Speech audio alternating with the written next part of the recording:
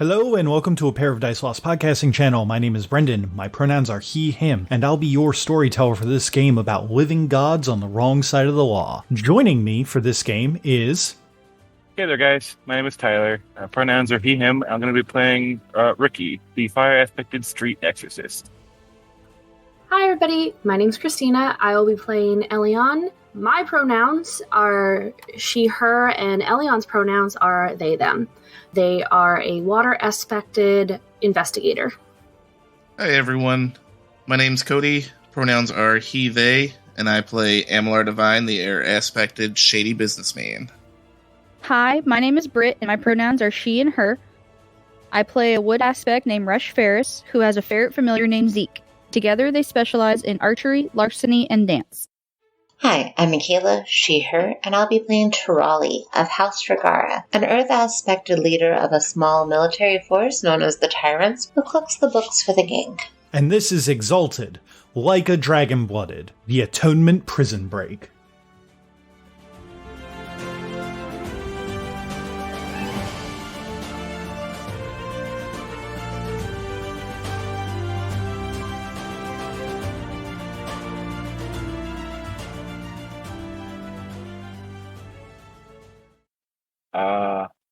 Brendan, does what he's saying sound at all familiar from anything that I've learned? That sounds like an intelligence in lore or intelligence in occult roll. I will certainly like to use occult, and I should note that I have a specialization in occult in exorcism. Is that relevant here?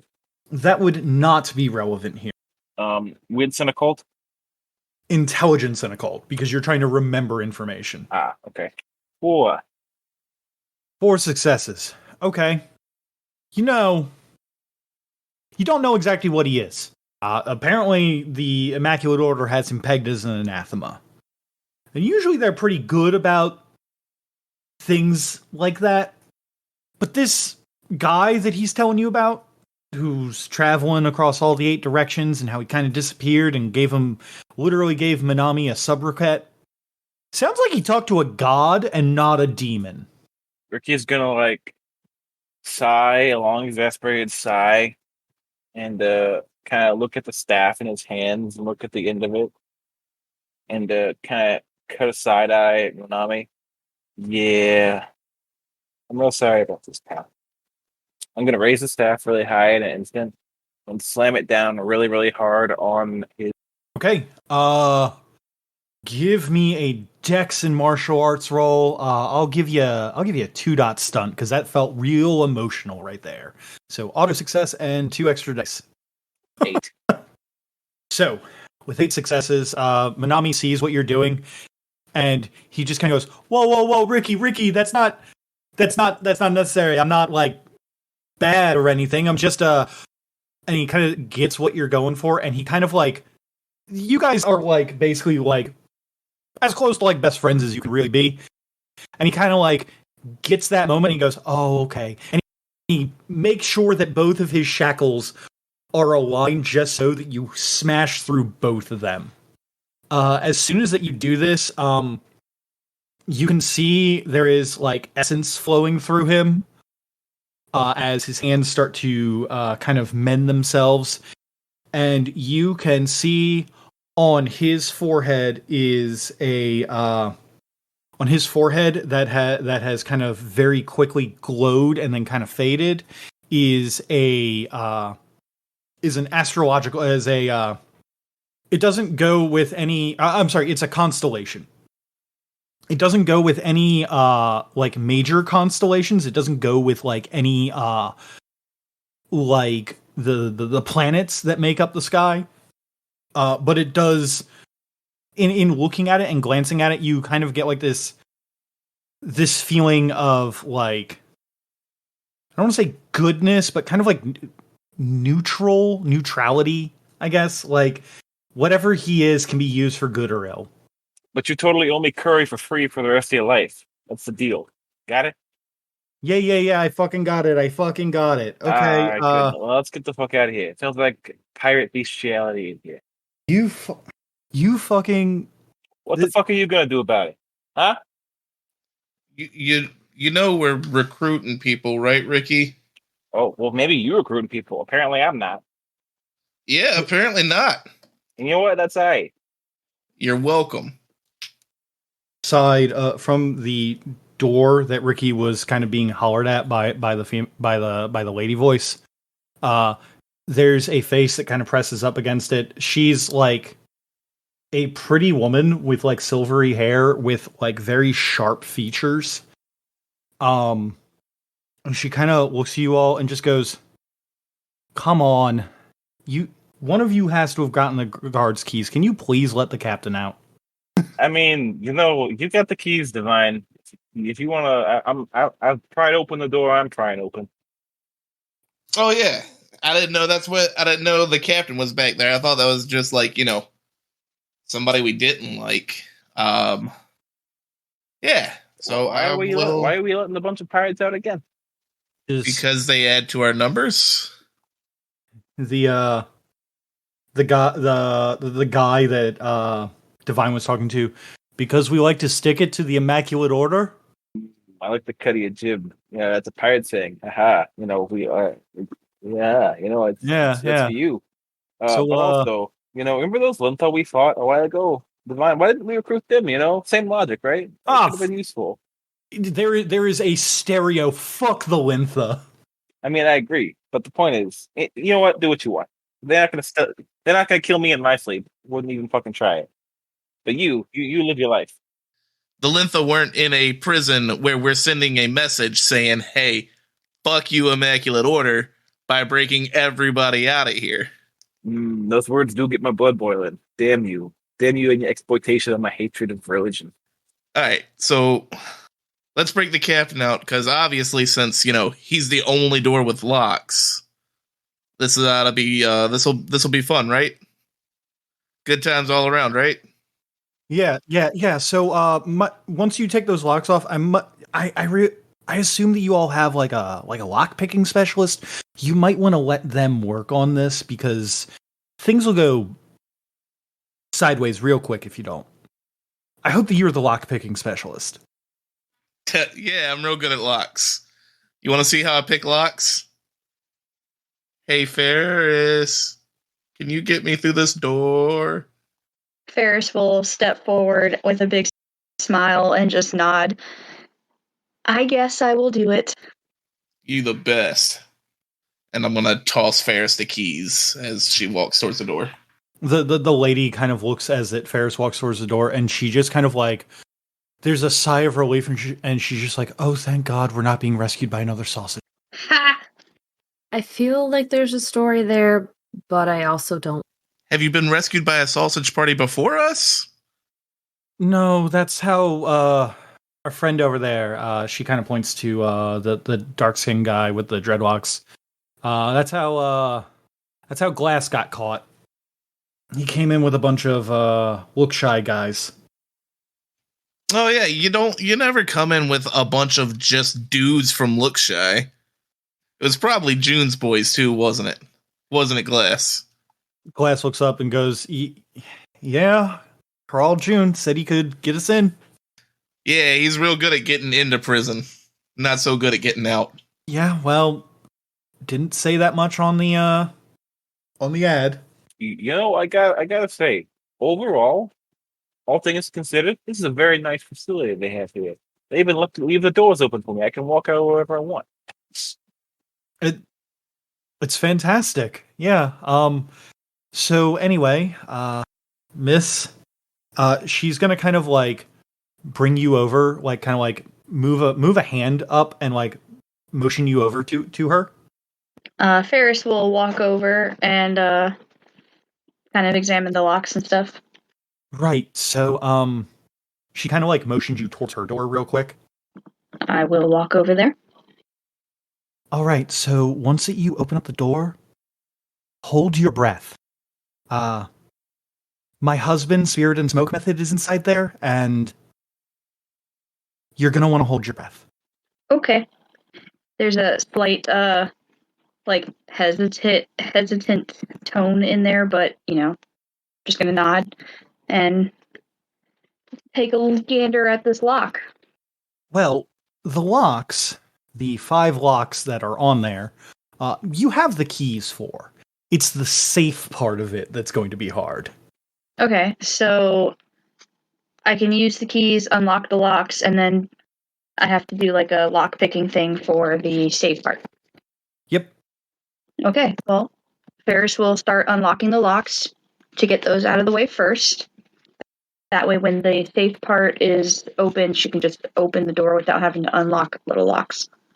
The locks come off just as easily. They are all made of ornate demon's gold as they fall down with loud clanks at your feet. And now the jade dial, the large jade dial in the center, is there waiting for you to pick the lock. Or, I guess, crack the safe in this case. All right, I'm going to use Underground River's Flow to add successes to my larceny roll, and Nimble Thief's Fingers to pick the lock, and it allows me to reroll 6s. And can I use Sagacious Elder instruction like we did for the last lock to give her a temporary specialty on cracking safes? Only if you give me a good stunt for that. Yeah. All right. So, Ferris, you remember the safe box, right? That we had to get into for the mummy I don't want to fuck. Her safe box. You remember how we had to listen for the directions of the tumbler? It's just like that, but it's bigger, so it's easier. And I would like to use my deep listening palm technique to listen and guide Ferris through the tumbler gates as she cracks it. Okay, do you have to roll anything to give her the specialty? It is a lore roll. Okay, please do that first, and then the result of that is going to determine some things going forward. Gotcha. Brendan, for Underground River's Flow, it's 2 motes per success. How much can I spend to get 6 successes? Is it equal to my essence? So, what is your larceny score? My larceny score is 5. Okay, so currently you could spend 4 motes to get yourself 2 successes. If Divine can give you that success, or that specialty, you could spend 6 to get 3, because the excellency works off of your ability score. Oh, okay, that makes a lot more sense. I don't know why I thought it was off of essence. I got 4 successes on that lore roll. Okay, so with 4 successes, you are able to successfully help navigate Ferris's understanding of how the tumblers and everything in the safe cracking technique should work, giving Fairus the temporary specialty in cracking safes, which means that she can now use Underground River's Flow to spend, if you wanted to, spend 6 motes to get 3 auto successes plus anything else. I'm going to do that. I'm going to spend the 6 motes plus the 1 mote for Nimble Thief's Fingers that allows me to reroll 6s. Okay. And then before that you make that roll, so that I can determine the proper difficulty for this, because it is a fairly high difficulty thing, appropriately, I would like Cody, if you could make me a perception awareness roll with that deep listening palm to see how that you can assist. Basically, depending on how good that your assist is, I will actually be lowering the difficulty for Brit instead of, adding more dice, because that just did not work out last time. And Brendan, for the willpower, for like the spending the willpower, is that on a like, do I spend it for this roll or do I spend it for using the technique? So it's got to be for the charm, right? It does not have to be for the charm. You can actually spend willpower just to get an auto success. Okay, then I will at least add 1 willpower for that as well. So as Ferris goes up and she, unlocks all the locks with the key, sets them off to the side, throws the keys back to whoever, or sets those off to the side as well. She kind of looks at the lock, takes a nice deep breath, and lets it out slowly to kind of focus on it. Really think about what Kavis was telling her, trying to remember the other safe lock that they kind of broke into.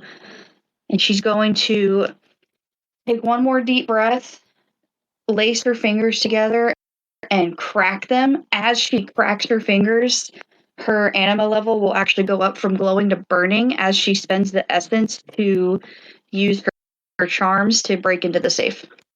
Okay, excellent. So with that, I'm going to give you an extra 2 dice, an auto success, and since it's a 2-dot stunt, you get to just regenerate that willpower. All right. So, Divine, I'm also going to use a willpower on this roll for the awareness.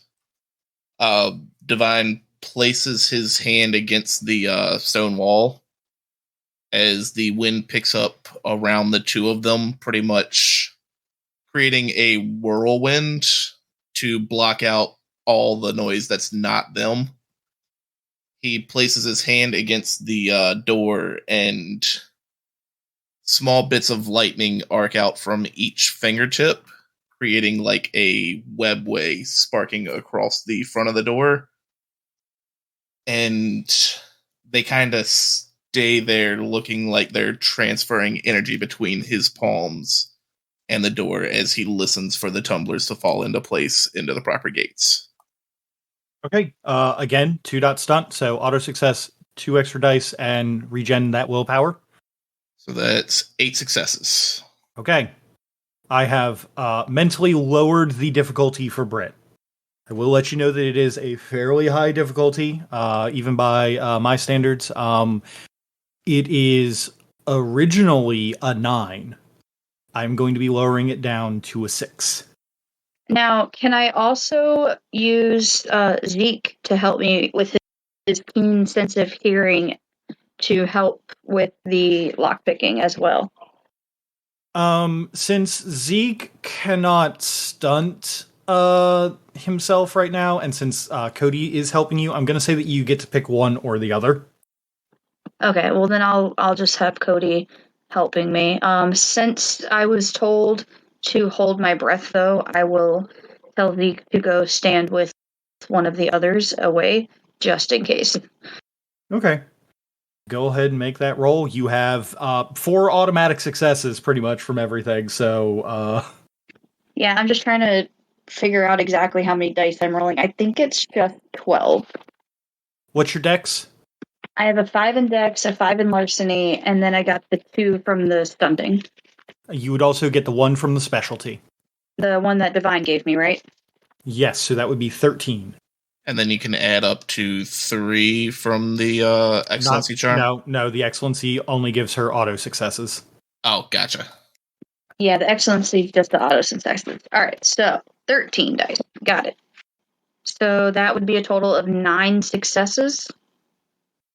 Fantastic. Okay, and my last question before this door that you can't unopen opens.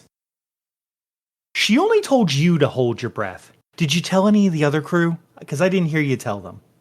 I did not, because Okay. I was under the assumption she was not whispering. But that might be bad now. I would like to preface this with I am in bonfire and have swirly wind and dust around me to help protect me. Okay. I did pass Zeke off, though, to tell him to be safe because I was told to hold my breath. No, it'll be fine. We're fine. You open up this door, the as if by divine providence, the door opening on your first go, not triggering any of its defenses and completely negating an entire boss battle that I had waiting for you. As I was going to just have you guys fight a door. It was going to be so cool, but alas. You open up the safe, and as soon as that the tumblers click out of place and you can open it up, there is like this pressurized hiss as suddenly a very sweet smelling smoke comes pouring out of the room, and everyone who wasn't holding their breath, please roll me stamina and resistance. Brendan, is this a poison check? How do you feel about hallucinogens being poisons?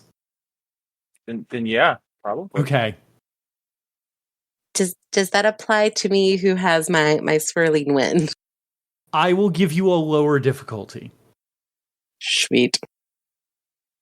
What about my whirlwind that's been swirling around us as we open this door? I will give you a lower difficulty as well. And I believe that Ricky can't even be poisoned anyway, so... Ricky cannot be poisoned anyway. What if I performed a minor manipulation of my aspect's element, air manipulation, and just filtered it out? Just like airbended the smoke away. Says the person who can't be poisoned. And the person who can also heal all poison. It hurts me to turn down hallucinogenics, but also... For all you know, that's cyanide smoke. Yeah. I have a question. Yes, I have an answer. If we can tell something's happening, can we... Yeah, sure, if you want. Okay. I'm going to activate my Resistance Excellency, Purifying Blood Ascendant.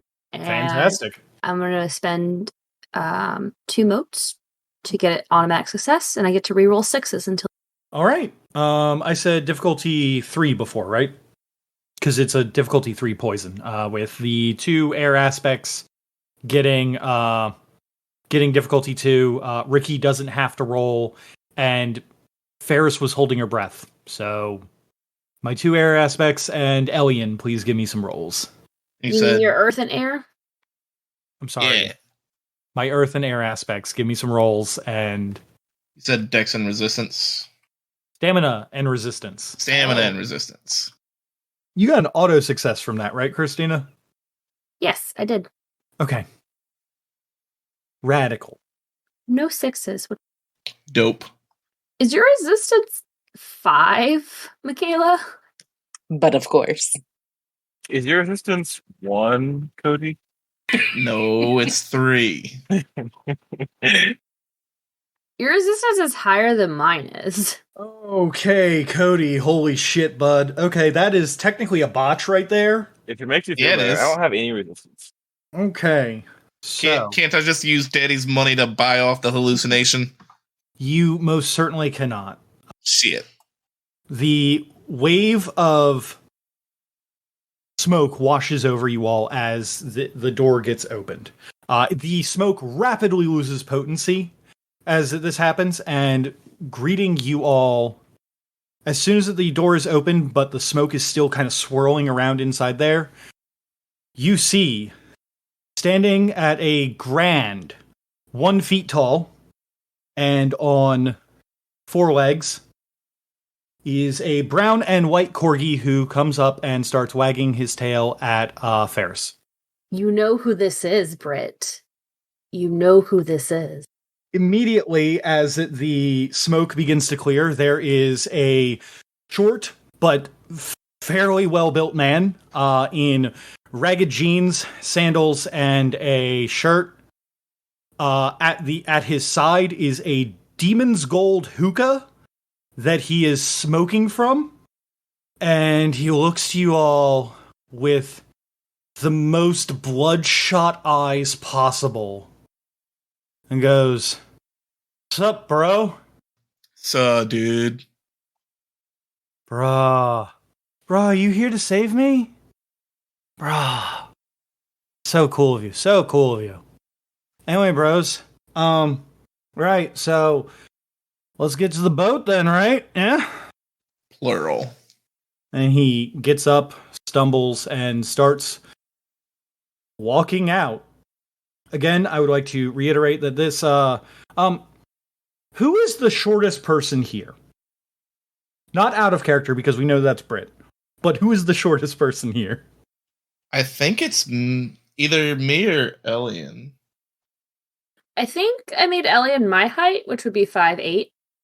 I made Fairus small because she has to be able to, dance well and through crowds. So I actually, if Divine is not smaller than me, I might actually be the smallest.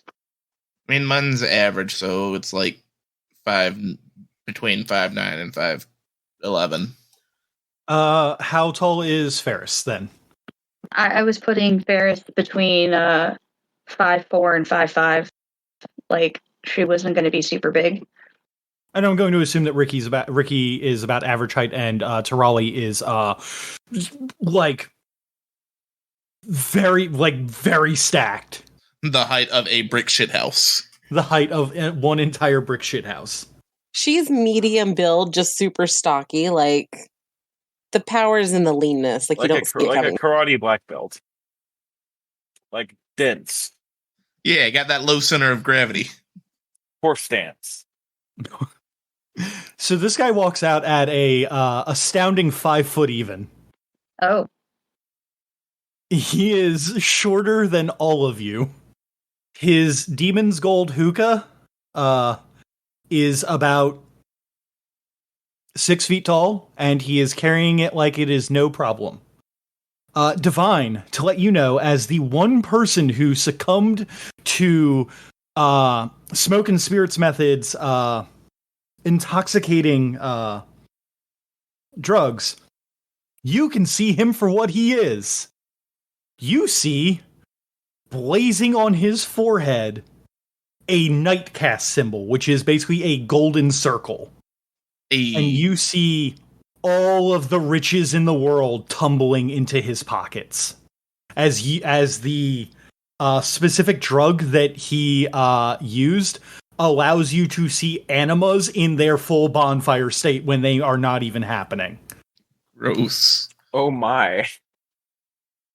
There's a lot of really intense animas in this room, Bubby. Yeah.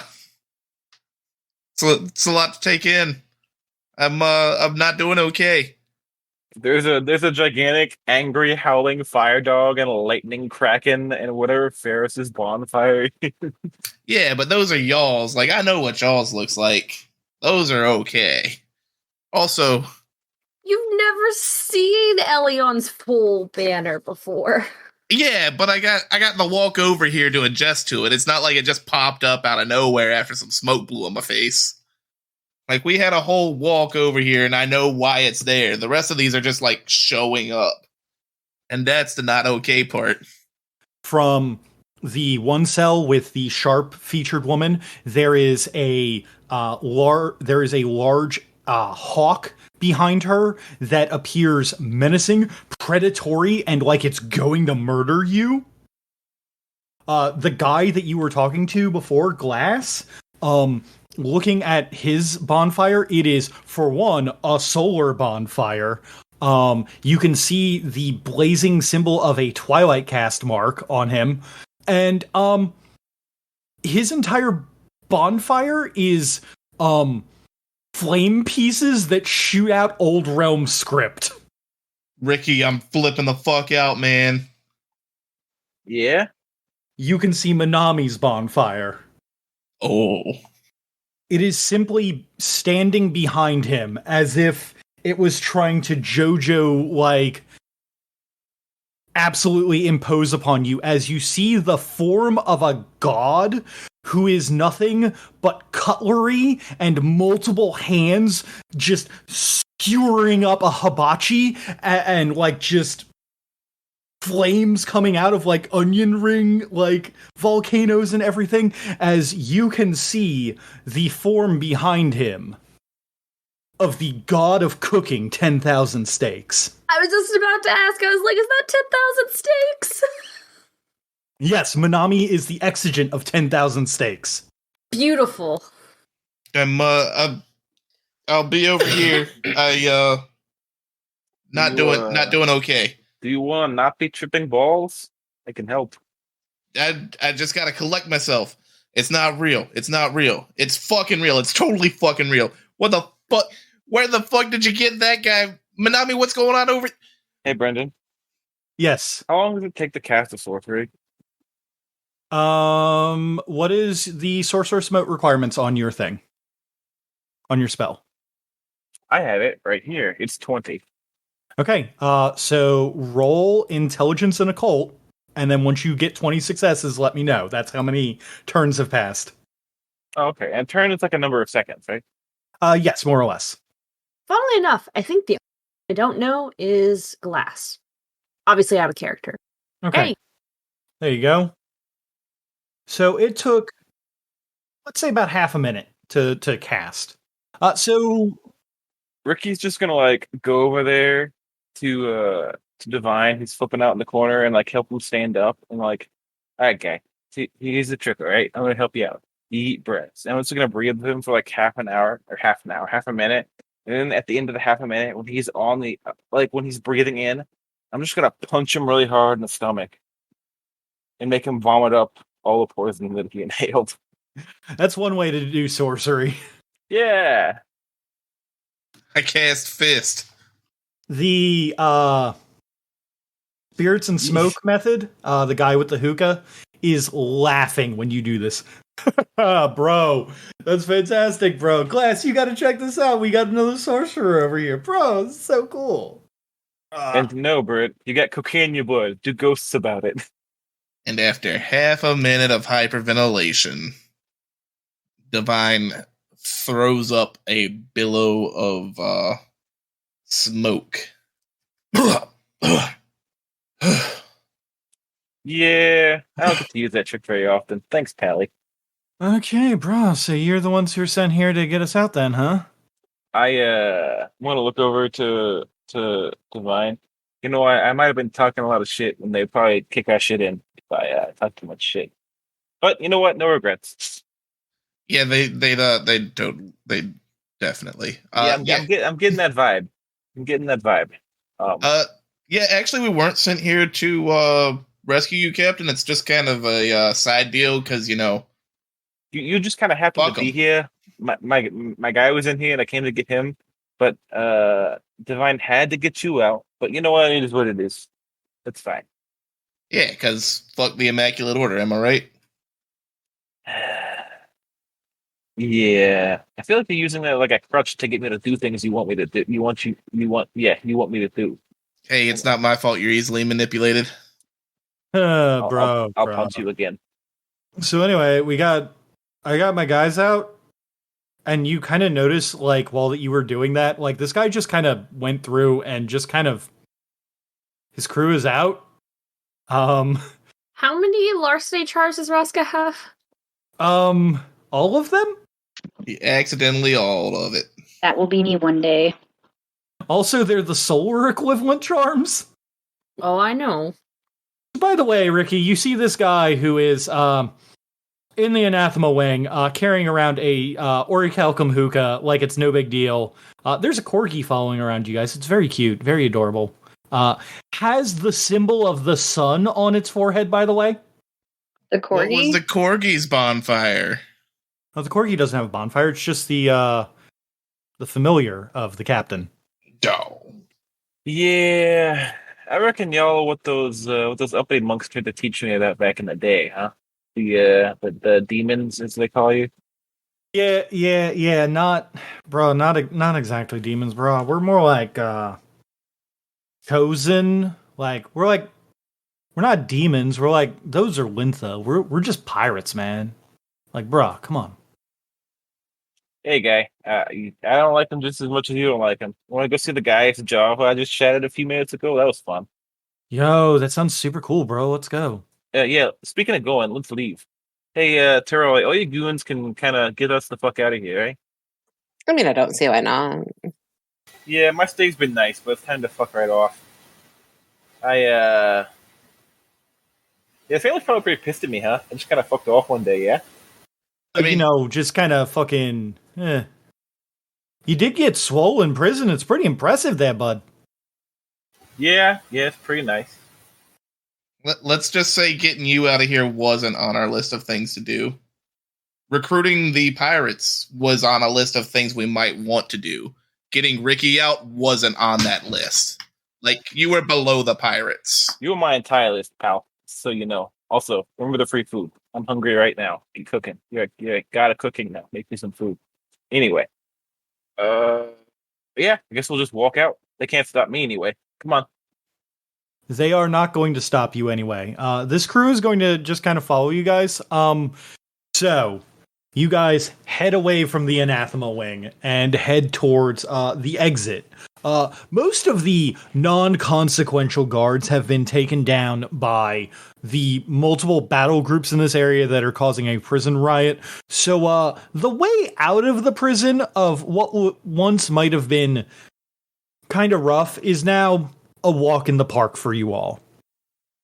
However, I will note to the one person who's been here for a while, you haven't seen the warden. Yeah, it's a little, not quite, it's a little too quiet. Can I find Jaded Mike on the way out too, to make sure he leaves with us? He looks at you and he's just like, "Oh, hey there, Ricky. How you Yeah, been?" you ready to get the fuck out of here? I'm ready to get the fuck out of here. Yeah, I'm ready to get the fuck out of here. Look at this. Aye. You got quite the entourage. Yeah, I had to get my goons out. Oh, all these guys are your goons then, huh? Yeah. Only one of these guys is his goon. And Divine points to Manami. Yeah, at this point, the pirates are just shaking their heads like, what the fuck are you talking about? Charlie just has an eyebrow raised. Hey, don't give me that. I'm not a small deal. I'm almost a big deal. But anyway, who's goons? Who's in the point? Let's go. Yeah, not the point. Let's get on out of here.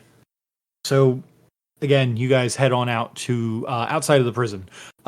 Having fresh air after all this time is actually kind of nice because they weren't giving you fresh air before. It was just kind of like inside, kind of stale air, kind of sucked. Having that nice sea air, very nice.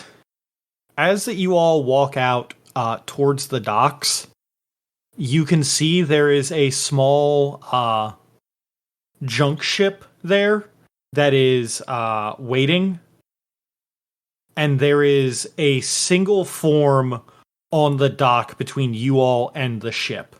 That guy, that man, stands at a imposing 9 feet tall in red jade armor. Red jade heavy armor, I should say. And upon his back, now rapidly moving into his hands, is a white jade grim cleaver. Basically, a massive fucking scythe. None of you besides Ricky and the NPCs recognize this man, but Ricky certainly does. The warden of the jail. 10,000 copper scales. What about Tarali? Oh, you're right. I'm so sorry. Tarali would also recognize copper scales. Shoot, guys, it's the copper. It's the coppers. You know, in case nobody's today, you're a pretty big bitch. You know that? Like, you're a big dude. So Ricky, this time we start by breaking his nose, right? I mean, good luck.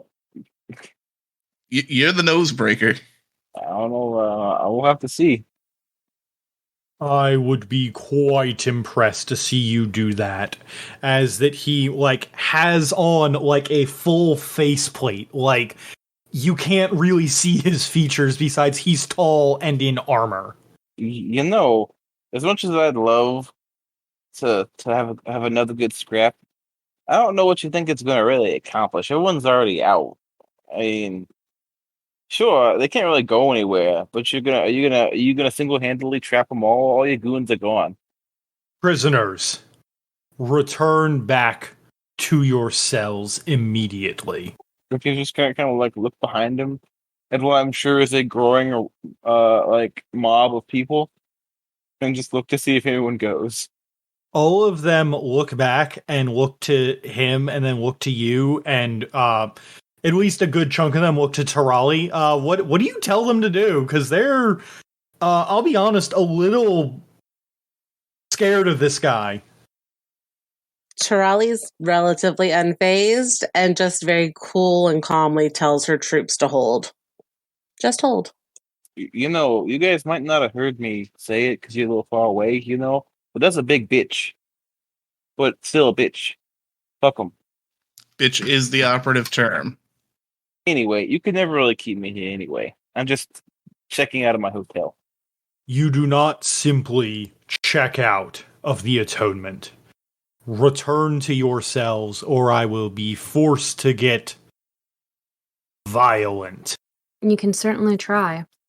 Oh yeah, I remember this from they were teaching me this when I was looking into running the inn. When you check out, Ricky, you got to give him his keys back. You still got the keys from when we broke the captain out? I never had the keys. You got the keys? Fairus, did you hang on to those keys? Because that's part of the checkout process. I never had the key. Yeah, I never returned the key card. You know, I'm a douchebag. Anyway, let's go. Ricky, really quick, if you could give me a... why don't you just give me a wits and occult roll as you look at this guy? Okay. Because he's going to start flaring and some stuff is going to make you feel weird. Do I need to roll anything with my battlefield awareness and anathema warning signs? Absolutely, I would love that. What is the anathema warning signs under? It is under occult as my specialty. That's a pretty dog shit roll. Roll me wits and occult with the specialty added in for an extra die. Okay, so normally 2 successes is usually just under the threshold for getting some information, but Ricky is in a very special and unique position. You see, you don't recall exactly where you know this from. Maybe it's something that's been lodged into your subconscious lately, just because of things. But he takes up a stance, and when he does, the symbol on his forehead begins to flare, and you immediately recognize the symbol as the symbol of Sigor, the Lord of the Kept, the god of human bondage. For you, Tirali, for anathema warning signs, you recognize him as the chosen of that god. And not in the way that, like, a mortal sorcerer can be a chosen of the god. There's a very similar vibe that you're getting from this guy as you get from Manami. So he's not, like, being the chosen of a mortal sorcerer chosen is what I am. Yes. Okay. So he's like the spicier version of that. Yes, he is the spicier version of that. He is the version where that a god literally shared a portion of their power with him, whereas you're more like a god imbued you, like basically taught you some of their tricks. I'm gonna like lift my arm up that has the shackle on it and like tap it with my staff. If I pull this shit off, you better fucking remember it, huh? And I'm gonna assume a battle stance. Anyone with martial arts? Because I know that there's like 3 of you. If you guys want to roll me an intelligence and martial arts roll at a difficulty of 4 to see if you can identify what kind of stance that he's in. 5. I'm trying to think of anything else that might be helpful for. I was going to see if I can try and use eidetic memory to see if maybe that would help with recognizing it, but I think I don't know if that would. Really I don't know that you would have encountered this yet. Okay, that's fine. Do I get any bonuses for battlefield awareness or gang warfare? No. This is just a straight. I recognized that. I recognize that stance. You said intelligence and martial arts? Yes, please. Wow, the dice pressure just does not like me tonight. All right. So, starting from the bottom with technically a botch. Elian, you identify the style that 10,000 copper scales has taken as orgiastic fugitive style. Uh-oh. Tirali and Ricky, on the other hand, correctly identify the stance as White Reaper style. Yeah, I even knew that one. Because as soon as you said scythe, I was like, oh, great. That I rings a knew bell, that one. but I don't know much about it. So, While that you, Tyler, do not know much about it, Tarali and Ricky actually probably know a decent amount. White Reaper style is mostly known for being able to take on multiple enemies at once, and especially excels around battle groups. You know how Elion gets little things sometimes that swirls around their head, little like orbs? Yeah, you might see some of those around their head too. That's just out of character knowledge. So, with that taken, I'm going to ask for there are going to be a couple things that are about to happen. The first is that behind all of you, or behind everyone, as in like the tyrants and Corral's boys and the anathema that you're with and everything, there is a sudden crack in the ground as the hungry dead begin to appear. There are many, many, many zombies behind you blocking your way back. And in front of you is a master martial artist who's very good at keeping people where they need to be because he's an ex-gen of bondage, and also very good at fighting multiple people at once, because that's what White Reaper style does. Before I ask 50 times and confuse everyone, what are those zombies qualified as in terms of creatures of darkness? They are absolutely creatures of darkness. So, here is where the things are going to get fun. First off, Tarali. Yes. You have a battle group that you can give commands to. See, I do. So, what we're going to do first is we're going to be rolling join battle for a lot of people.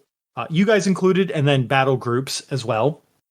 So, Brendan, so he can attack multiple people per turn? He has an ability to hit multiple people per turn. Neat. Now, granted, they have to be within close distance of each other, and like there's a lot of like if, ands, or buts, but like if you got him near a battle group, he will destroy it. The style's literally made to rip through them. I will also let you all know that since he is wearing heavy armor, he is going to have a lot of soak. Ha! Finally, something that matters. Somebody's wearing armor. Does your lightning do bullshit to people with armor? Yeah, it do. So, I'm going to get the battle groups initiative rolled first. To make things easier, we are only going to have the undead versus Tarali's tyrants. So, Michaela, if you could roll for the join battle for Tarali's tyrants, their join battle roll is a 10. All right. So the tyrants go on 8, and then undead group of dead men tell no tales go on a 5, because they had a joint battle roll of 2. Is everybody rolling? Now would be the time to, if you wanted to stunt your joint battle, if you wanted to spend willpower or anything else to get a good initiative roll, if you wanted to use any charms or anything, now would be the time to do it. Yeah. I do have something. I just have to find it. I'm going to let Tyler go before me because part of my join battle stunt ends with me landing just behind him in done first. So the undead battle group are creatures of darkness, correct? They are. Interesting. Now, mastery is if I'm a celestial, right? Or solar? Yes. Okay. I'd like to spend 6 motes and use Where's Doom Inquisition. Firstly. Those who hide in the darkness reveal their own wickedness. The martial artist adds occult bonus dice onto an awareness roll to join battle or detect a hidden threat in combat. If any creature of darkness opposes her roll, her essence total ones on their rolls add non-charm dice to her roll. So what did your undead group roll? My undead group rolled a 3 and a 10. Oh, so no ones. Okay, that's fine. I still have my occult dice to my join battle roll. That's still pretty fucking awesome. Yes, it is. And I would how far is he ahead of us? He is within short distance of you all. For my join battle, I would like to calmly walk up to close with him and assume my stance right in front of him without blinking. Okay, I mean, like I said before, I'm going to let you guys keep your stance, so you don't have to. I know, but that's the description of how I'm doing it. Okay. I'm just walking right in front of his face without any hesitation, and wordlessly assuming a stance. I will absolutely give you an extra 2 dice and an automatic success for that with the 2 dot stunt. You just so you know, since the Where's Doom Inquisition, since that adds your occult as bonus dice, you would be capped on bonus dice, so you couldn't excellency the awareness. Just as a heads up. Oh, that's fine. I wasn't planning on it. I don't even have the awareness excellency. Okay. So it's 5, 7 plus awareness and dex? Wits and awareness. Wits and awareness. Okay. So 7 plus 7 and 1 auto. 6. Plus 3 would put you at a 9. 9. Okay, who's up next for initiative rolls? All right, so as Ricky's walking up to this goon, Divine bounces from foot to foot as he kind of pulls a rope of electricity out of thin air, wrapping it around his hands like it's kind of like energy knuckle wraps. And he will slowly move in line with Ricky so that, like, from the view of the 9-foot tall man, he just pops up, like, right over Ricky's shoulder, ready to throw down. Okay, yeah, I'll absolutely give you the 2 dotter on that. Dope. And I'm going to spend 3 motes to on the precision observation method. Give me 3 more dice. Okay, sounds good. Hot damn. Hot damn, Cody. Holy shit, bud. So starting off at initiative 16. Okay, who wants to go next for initiative and stunting or saying how much essence that they're spending or whatever? I was going to do something neat, but then I reread my water aspect ability, so I can't actually stand on water. I can just move across it as a move action. Did you want to go, Britt? Sure, but I'm just gonna roll my dice because I don't have anything fancy other than Fairus is gonna walk up next to the guys and just get ready for the fight. Might I make a suggestion of not walking up next to them because they are both walking into close range? I am staying at short range. Oh, you're staying at short? Okay. Yeah, behind Ricky at short range. Okay, I just wanted to make sure because if I recall, Ferris's bow is best at short range. Correct. Short range is where I will be. Okay. Okay, so Ferris is going to be going at a 6. I have a question because it's relevant to how I want to do this. Okay, I have an answer. So I can breathe underwater, basically. Mm-hmm. Being a water aspect and, being around water and all that fun stuff, would I be able to, like, rocket out of the water if I needed to? Or would it just be, like, the slow swimming out of water? As a water aspect and around this area, so long as you're not being grabbed by, like, zombies underwater, which you're not going to be right now, yeah, absolutely. I'm totally cool with you, like, doing a super cool, like, rocket out of the water, like, entrance. Okay, he's not at the end of the pier, right? Like the very end. There's still space behind him, right? Yes. Well, he's basically blocking the entrance onto the ship. Is there a way for me to pop up behind him, though? Is that feasible? That would be feasible. I'm not sure that you would get the surprise on him. Oh, it's going to be pretty obvious that I'm, going over there. Yeah, he's going to have enough room because he's going to also be closing the distance with Ricky and all them. That's fine. I do best at close range. Okay, so popping 5 motes so I can move across water, just sprinting. Elion is going to hop off the pier run around to the back, and as they're running, the anima tentacles are just going to slice into the water like a shark's fin would out of it, but this is going into it. And they're going to kind of pop up on the other side of the warden and land and just stand behind them in their battle stance. Yeah, that sounds cool. I will absolutely give you a 2 for that. So 2 extra dice and an auto success. Plus anything else you were going to spend on it.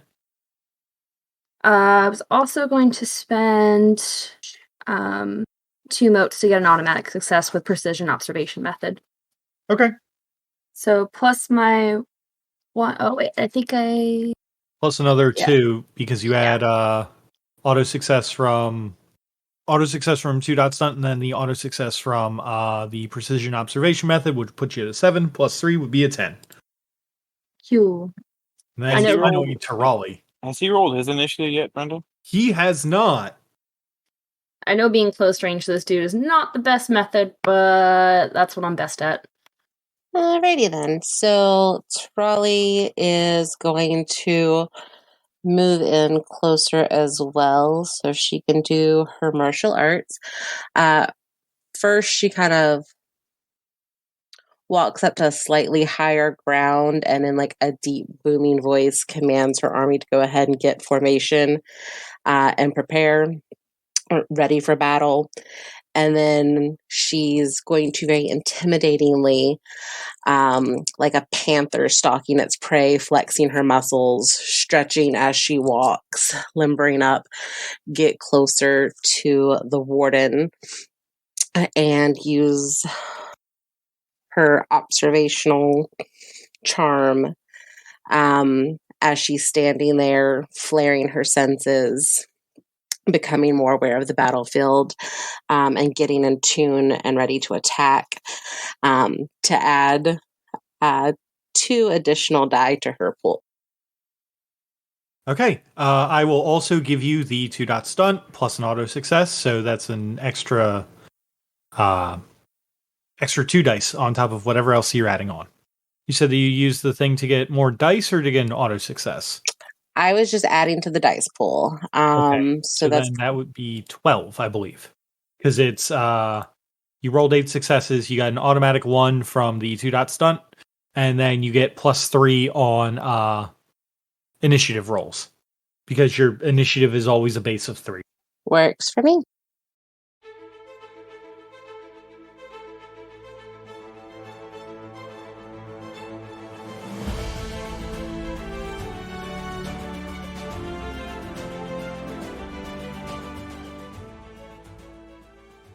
Thank you all for taking the time to enjoy our show. If you liked what you heard, why not give us a follow on Twitter for more updates as to when we'll be releasing episodes. You can also give us a like or review on your podcast app of choice. Just a few quick button clicks and you can help us defeat the dreaded algorithm boss.